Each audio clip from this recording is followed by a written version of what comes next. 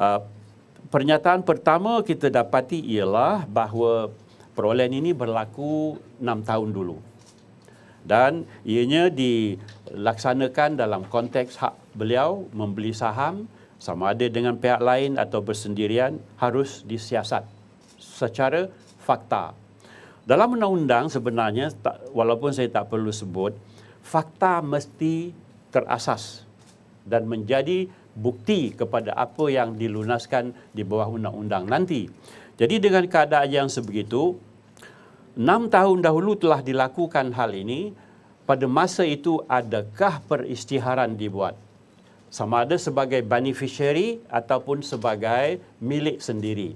Itu pun tidak dapat jelas dalam suasana yang ada pada hari ini. Lantaran itu kami dalam jawatan kuasa mengesyorkan supaya siasatan dilakukan terhadap beliau, tetapi beliau juga alhamdulillah telah menyatakan beliau bersedia untuk disiasat. Jadi dengan cara itu tak timbul soal sama ada beliau bersetuju atau tidak bersetuju disiasat. Sebenarnya beliau bersetuju.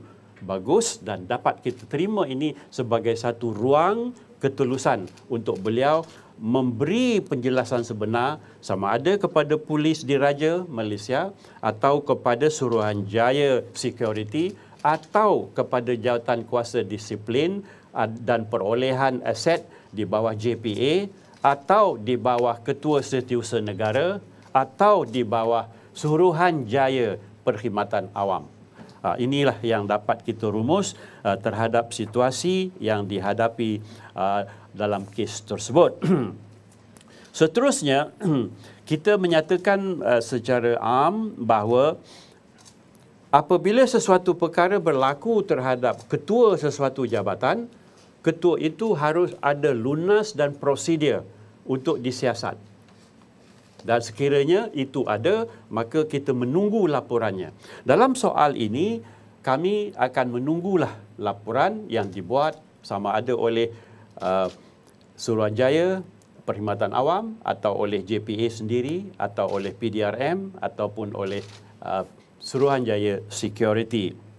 Namun, soal peristiharan harta perlu diapungkan sebagai nas yang penting dalam mana-mana perolehan aset bagi pegawai kerajaan dan lain-lain.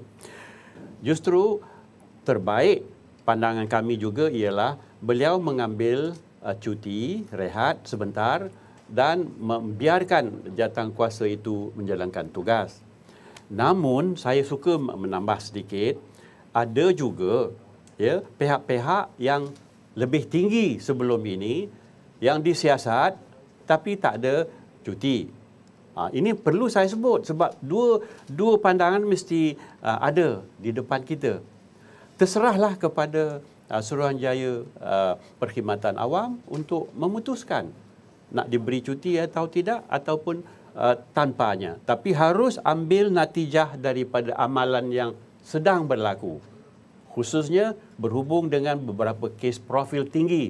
Mereka tidak ambil cuti.